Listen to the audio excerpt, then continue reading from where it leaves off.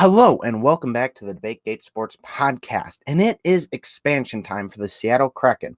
And today, on this episode of the DebateGate Sports Podcast, I will be acting as Steve Francis, the GM for the Seattle Kraken, and draft what I feel will be the best team for them.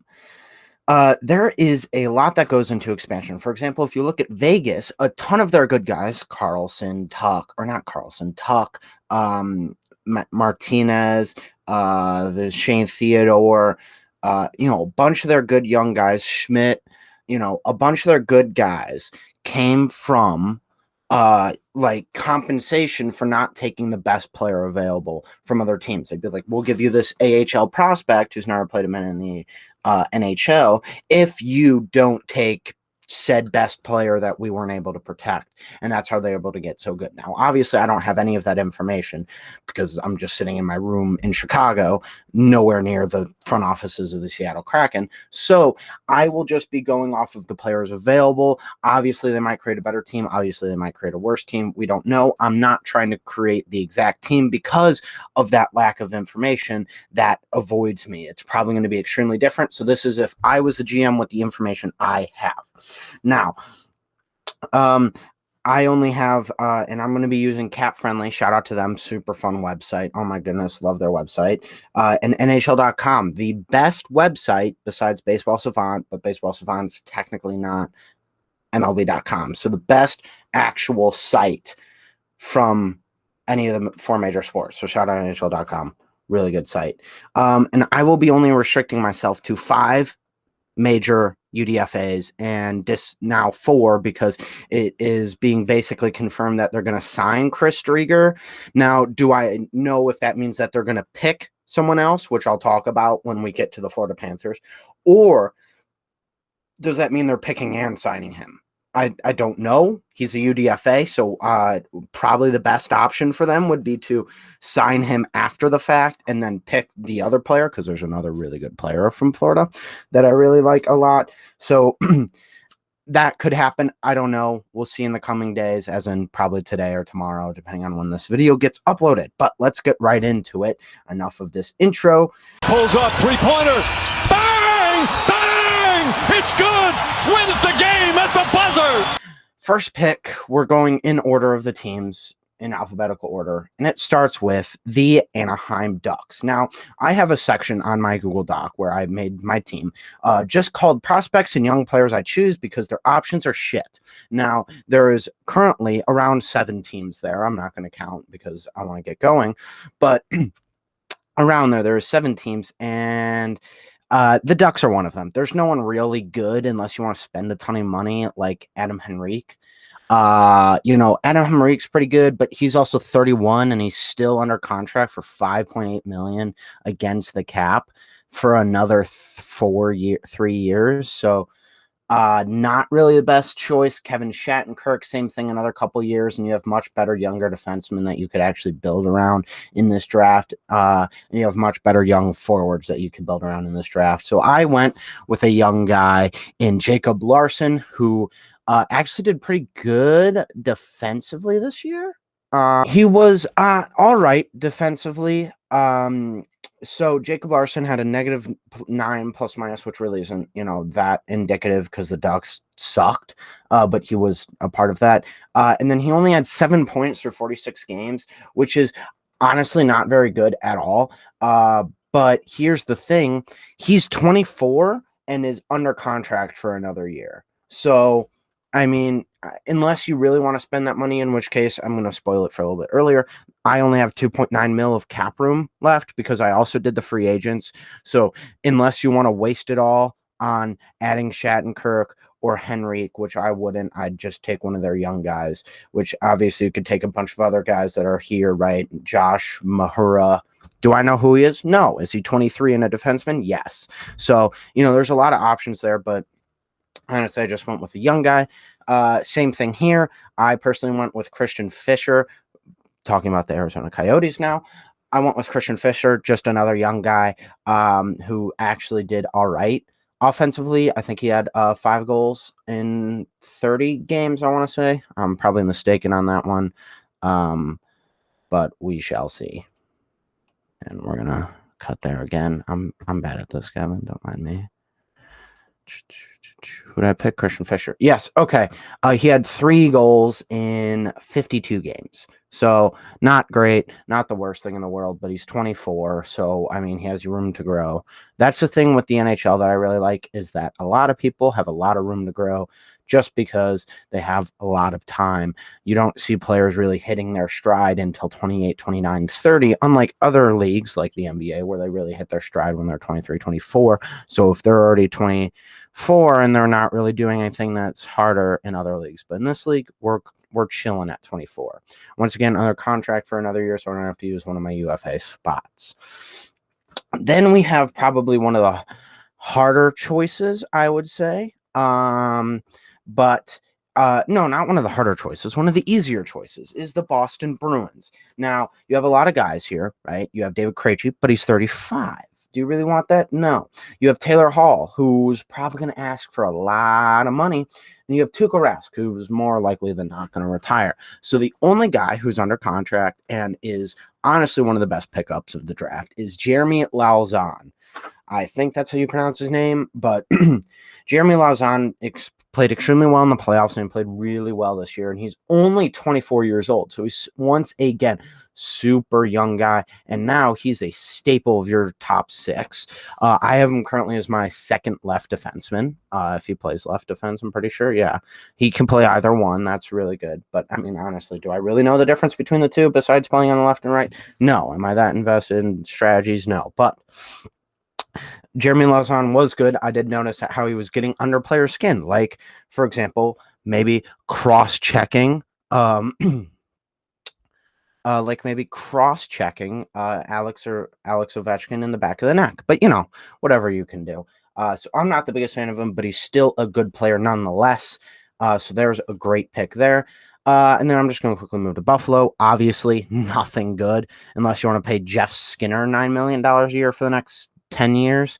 There's no one really good. So I just went with a young defenseman, William Borgen, whatever. Doesn't matter. Under contract, whatever. Next, Calgary, once again, another shit franchise. Unless you want to play Milan, I can't speak English.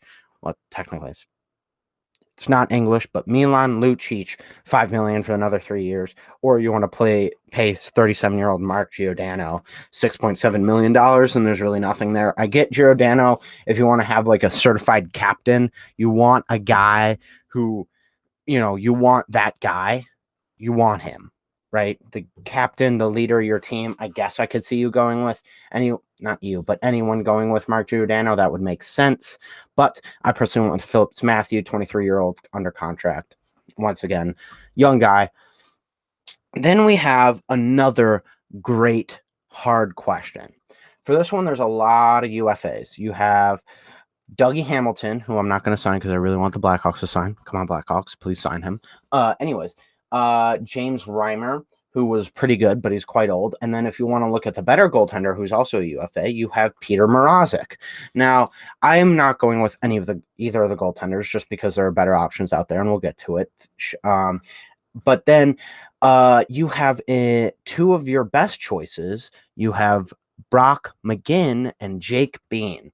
Now, Jake Bean might be the best player available out of anyone. He is an amazing defenseman as well as not a UFA, and he's only 23 years old. He's even better than Lauzon. So imagine that combo. Amazing.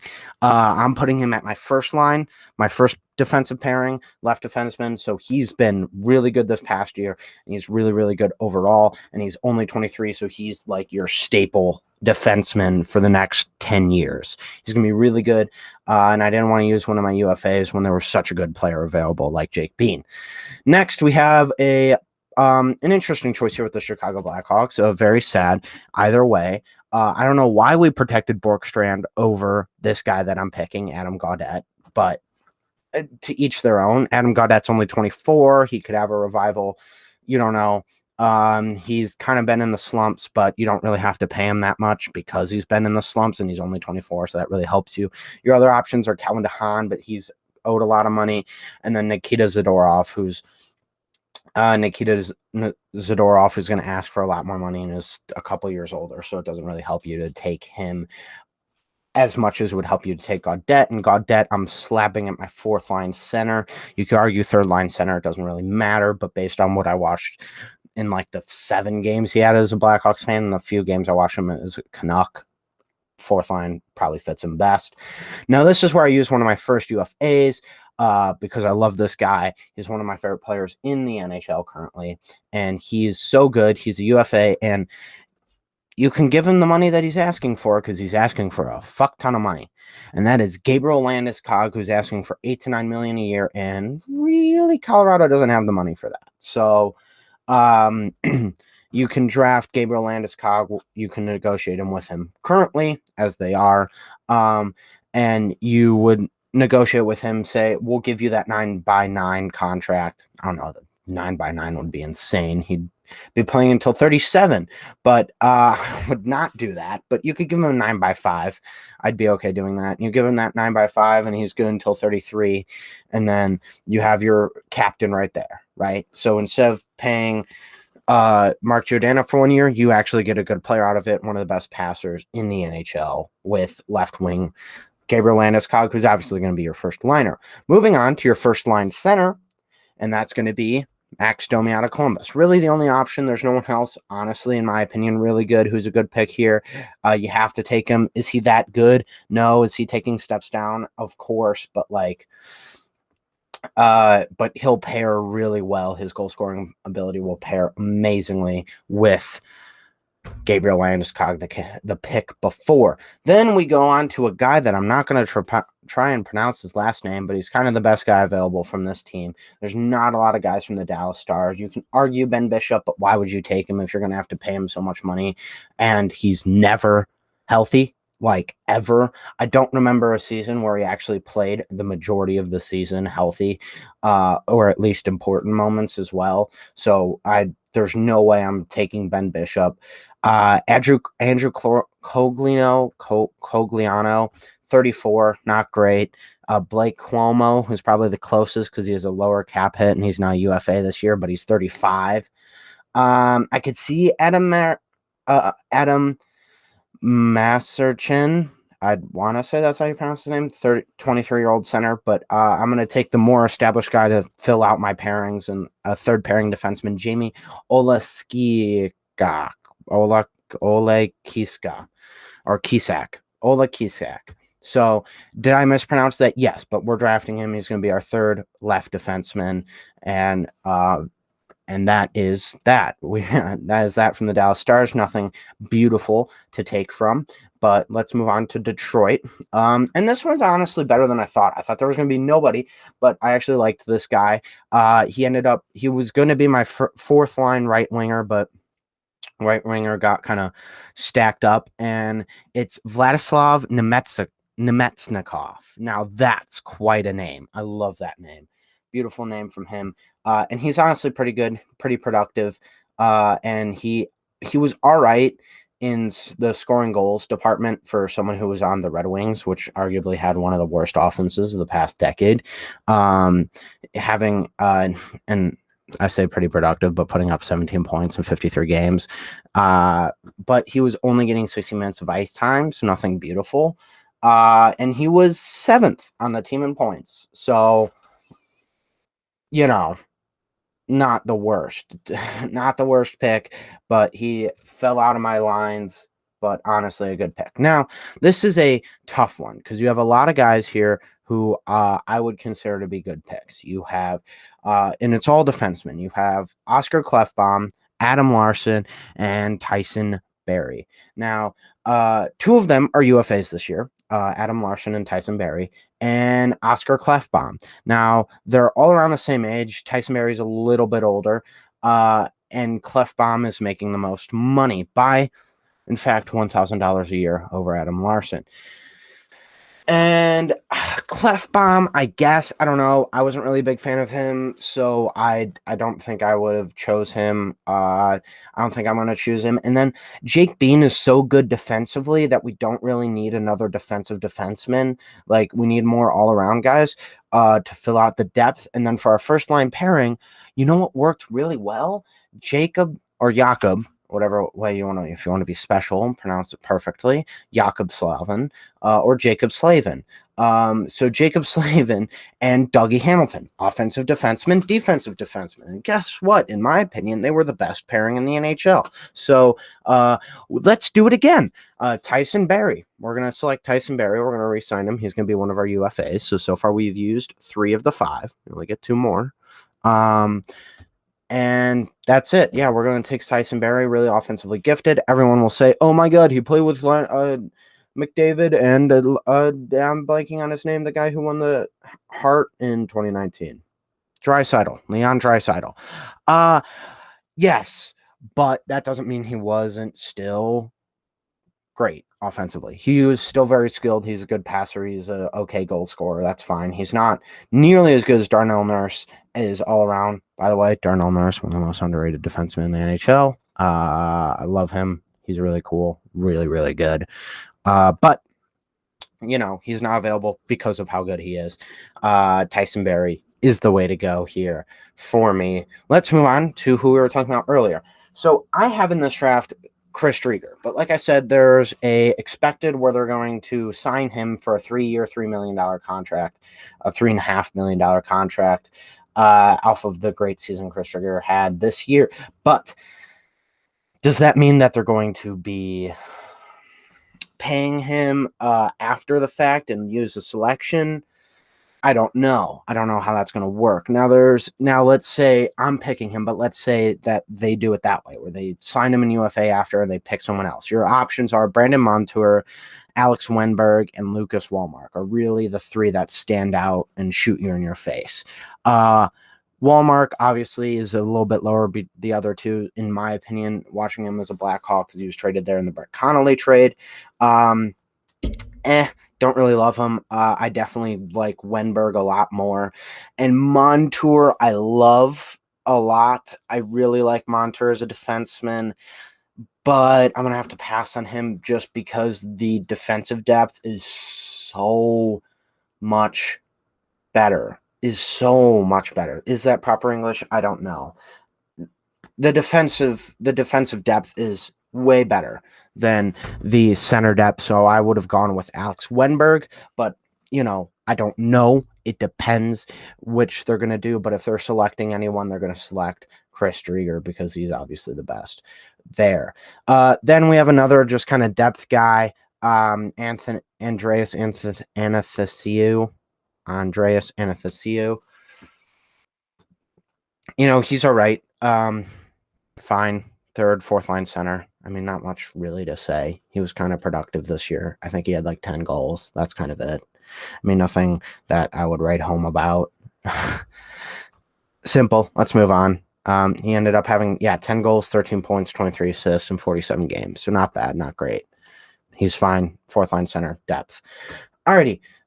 Then this is what I think they should do for Minnesota. There's no one really available that's good at all besides their goaltender, Sir Kaapo Kahkanen. Gotta love Kaapo Kahkanen's name. Really good. Showed he could play. Good size in the NHL. Good goalie. You know, it's all good. He's fine. You move him down to the AHL because Driedger's going to be your starter, your backup, depending on the picks later.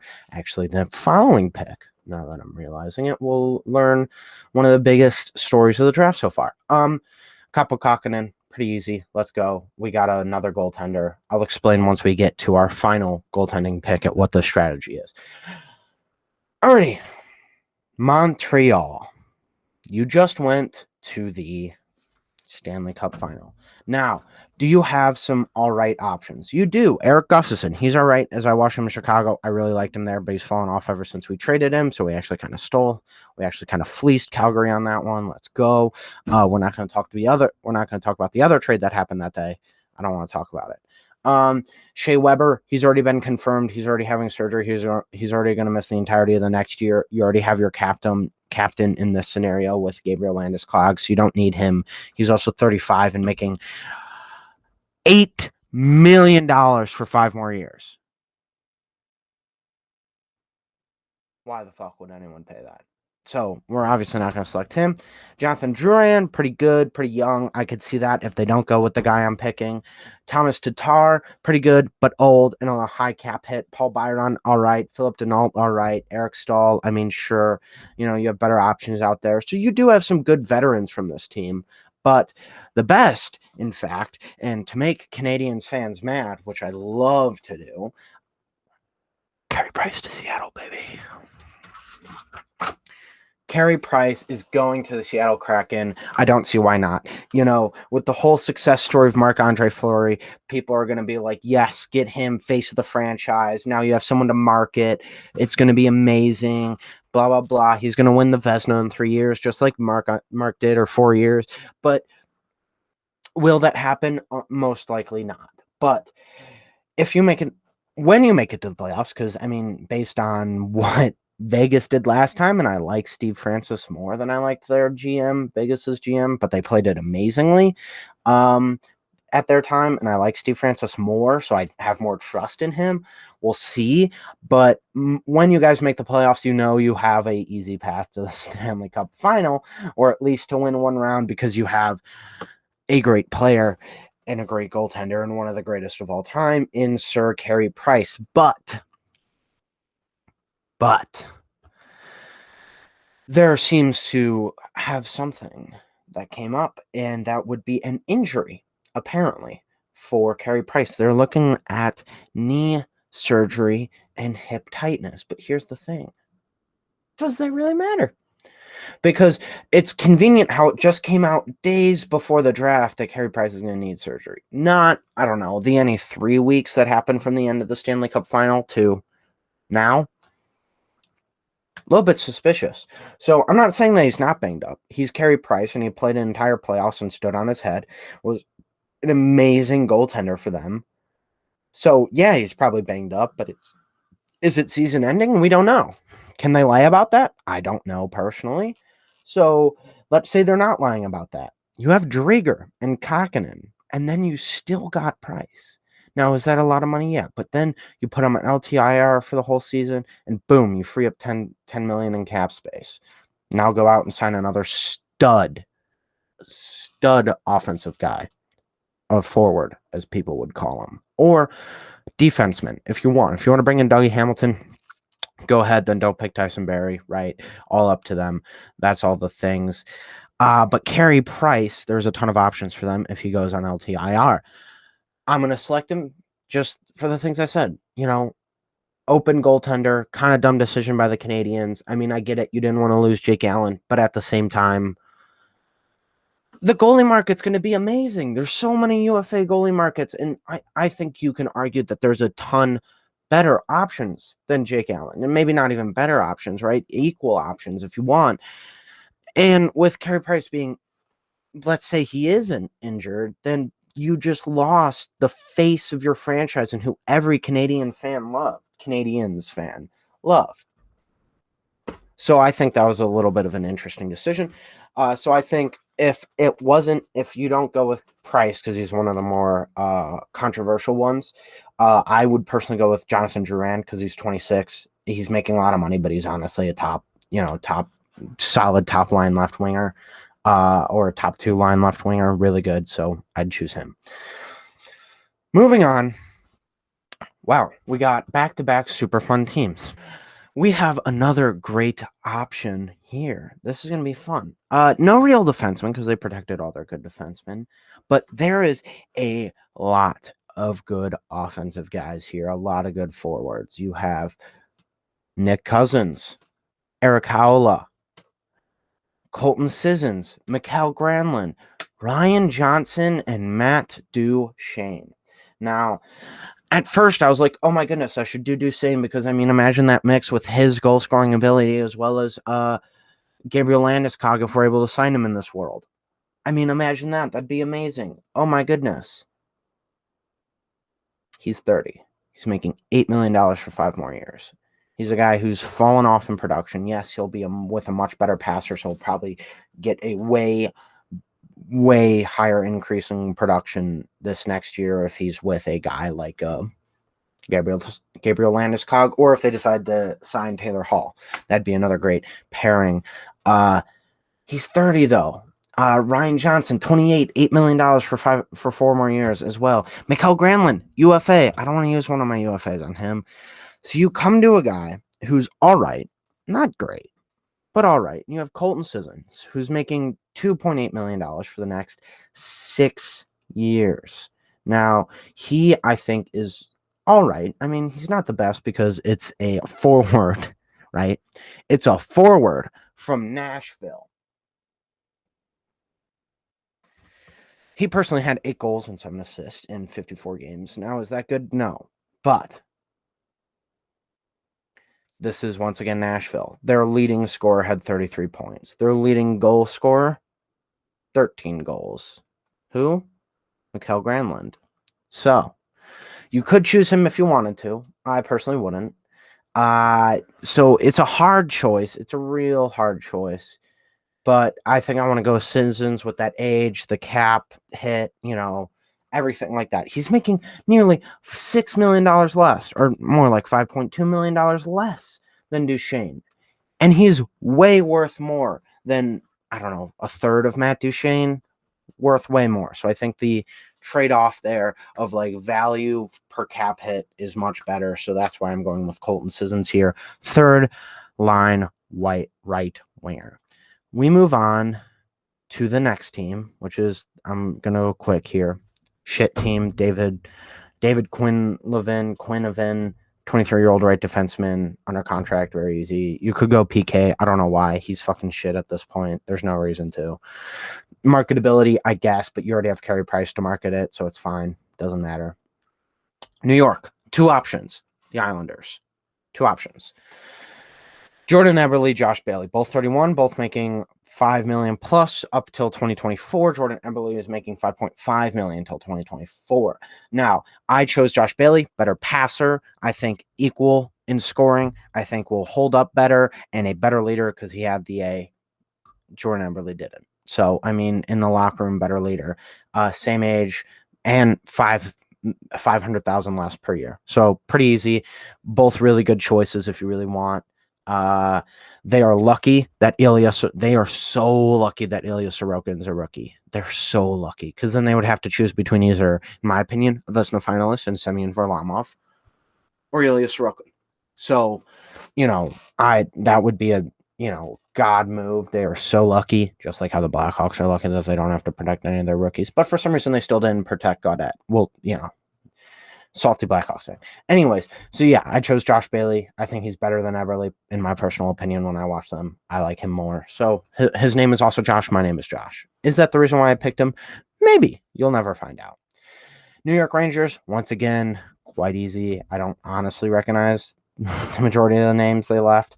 Unless you want the worst goaltender since 2018-19 in Keith Kincaid, then there's no reason to draft a goaltender here. So I went with Barclay Goodrow. He's one of my UFAs, so I got one more UFA yet left. Barclay Goodrow, I mean, he was really good. He's young at 28. I mean, not young, but he's in his prime or entering it. Good choice. Whatever. Let's move on. Alrighty, another team. Sweet. Ottawa, no one really good in my opinion. I don't know. I'm not really into Ottawa that much because they're shit and their owner is annoying and I don't like him because they're really developing a really good team, really good core, but he's not going to sign a single one. So then it's all going to collapse again, just like they did in 2017. I think it was 2017. So what's the point? I don't know. So Jack Koepka, left winger, 23 years old. Welcome to the team. You're going down to the AHL. In my opinion, only one choice for the Philadelphia Flyers, and it's quite easy because who the fuck wants that Jakub Voracek contract? 3 years, $8.25 million. James Van Riemsdyk, who wants that contract? 32 years old, 2 more years at $7 million. And you have Shayne Gostisbehere sitting right there. I mean, you don't want Mr. sub 850 save percentage and Brian Elliott, but Shayne Gostisbehere sitting right there. So you snag him, second line defenseman, amazing. Pair him with Jeremy Lauzon, and then you have a great second defensive pairing. Let's move on to Pittsburgh, who has a couple good options. You have Marcus Pettersson, 25-year-old, under contract for 4 more years at $4 million cap hit. You have Casey DeSmith, a 29-year-old goaltender, pretty good. You have Cody Ceci, 27-year-old defenseman for 1.2, but he's a UFA. And then you have my choice, Brandon Tanev, great goal scoring and passing not defenseman, right winger, 29 years old. So he's old. I could see the Marcus Peterson, but also that cap hit is a bit higher. And under contract for the same amount of time. I wouldn't go with Jason Zucker. Personally, I don't have way more, $2 million more per year for definitely not $2 million more per year in production. So I'd go with Tanev.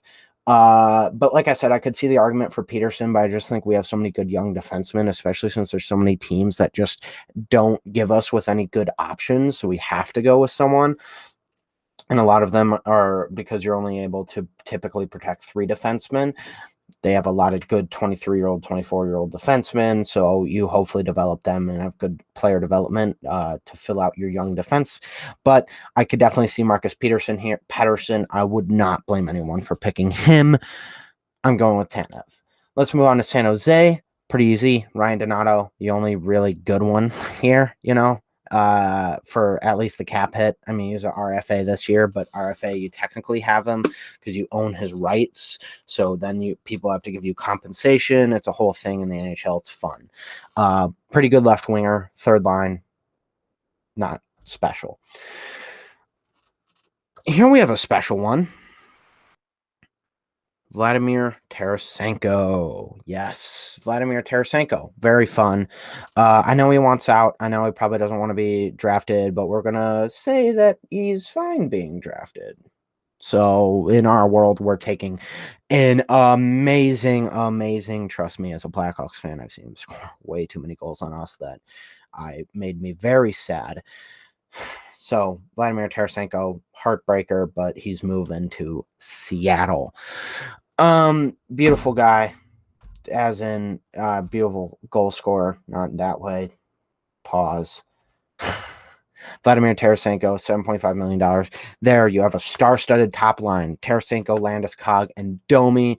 Amazing top line, great scoring, goal scoring potential. Let's move on to Tampa. Now, I've seen a lot of people say, well, what if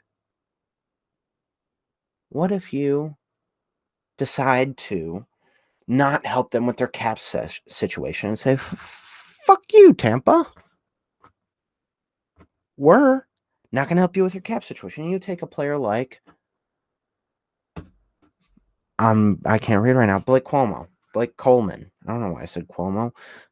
Blake Coleman. That's an option. But no, I'm going to take the best player available who's really going to be one of your best second-line right wingers in the NHL with Ondrej Palat. I could definitely see Yanni Gourde. It's really who you like more. I like Palat more. I think Gourde is more helped out by the players around him, like Palat. I think Palat's more talented. In that Ryan Johnson contract, also, you could get out of Palat much faster. You'll get out of Palat when he's $25.3 million per year. When he's 33. It's just one more year. It's one more year. When he's 31, I don't know why I said 33. Just one more year, $5.3 million. Where Yanni Gourde, you have to keep him until he's 34. So, and $5.1 million, he's probably going to fall off in my opinion. But I'd go with Palat there. Ondrej Palat, he's the guy I would take. Let's move on to Toronto. Only 2 options, in my opinion, Alexander Kerfoot and Jared McCann. Jared McCann is actually more productive at a younger age, at a less depth position in left wing at $2.9 million and, for a lower cap hit and younger. So I'd go with Jared McCann over Alex Kerfoot. Pretty simple. One of the best options available. Let's move on to Vancouver. I liked Madison Bowey in Chicago. I thought he was really good. A rotational defenseman. Boom, you got him for under $1 million. I actually thought he was really good in Chicago. Obviously, relatively really good as a rotational defenseman, not like Duncan Keith prime really good. But you understand what I mean. I liked him. I don't really know many other people that you would really go with. Like, why would you take Louis Eriksson? Just dumb idea. So personally, going to go with Madison Bowey, only 26 as well, so has room to develop. Now, this is where we talk about our goaltenders. I'm taking Vitek Vanecek pretty easily because you're not going to be able to sign Alexander Ovechkin because he said it's either in Washington or I'm going to the KHL. Simple as that. So why would you draft him just for him to leave and go play for Mother Russia? So we're going to go with 25-year-old Vitek Vanecek. Now, you're like, Josh, but you have 4 goaltenders. Exactly. You get Price, and if he's out for the season, then you move either Vanecek or Kahkanen to the AHL, and then you have Driedger and one of the two. I'd personally go with Vanecek over Kahkanen. And then if he's healthy, then you trade one. You trade one and you get really good assets because they're both 25 or younger and they both have proven that they can play in the NHL at a good level. So at a decent level. Boom. So there you go. That's why I'm selecting 4 goaltenders because the goaltending market is going to be really spry because of us. We're going to be selecting a lot of goaltenders. Let's move on to our last team. Pretty easy. Fill out the defense. Dylan Demelo. I mean, good defenseman you have under contract for 3 more years until the end of his prime when he's 31. So nothing too bad. It's fine. You're not going to take Paul Stastny at 35. You're not going to take Matthew Penault at 33 at that cap hit. They're both UFAs. So there is our team. To recap, first line, Landeskog, Domi, and Vladimir Tarasenko, one of the best lines in the NHL if Tarasenko is healthy. Then second line, you have Bailey, Palat, and Tanev, once again, one of the best second lines. And then this is where you fall off, especially at the center position. You have Andreas Athanasiou, Colton Sissons, and Barclay Goodrow. Really good, but all right. I mean, and then you have fourth line, Ryan Donato, Adam Gaudette, and Jared McCann. That right wing is stacked. Your defensive pairings are Jake Bean and Tyson Barrie.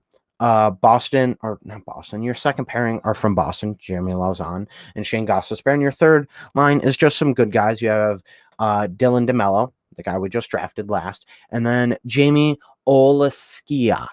Your goaltenders are Carey Price, Chris Driedger, Kaapo Kahkanen, and then Vitek Vanecek. And then prospects and young teams, prospects from young player or young guys that I choose that are shit.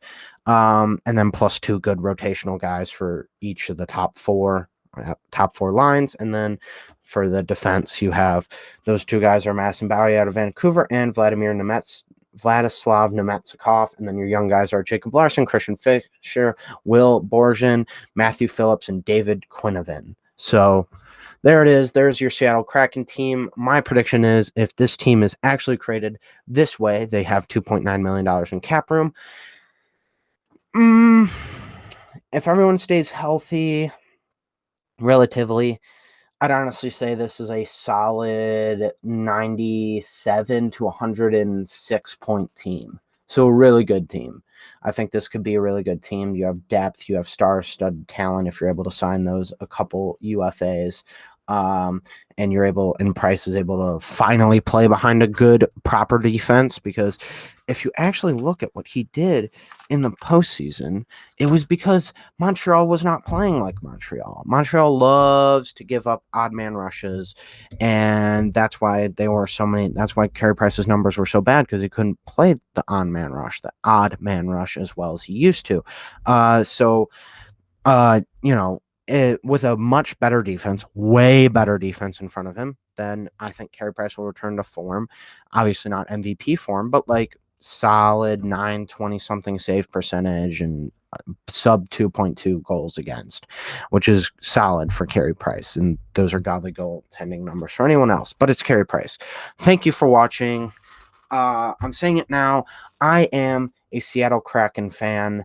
Going into this with all these options, I think they're going to be good. I really like them. They're going to be my second team when I am looking for a second team to look for. So thank you all for watching my video. I think I rambled a little bit too much, and it wasn't a very good video, but we'll see. We'll see how long you guys watch and how many likes we get. But thank you all for watching. Please like, subscribe, and comment down below.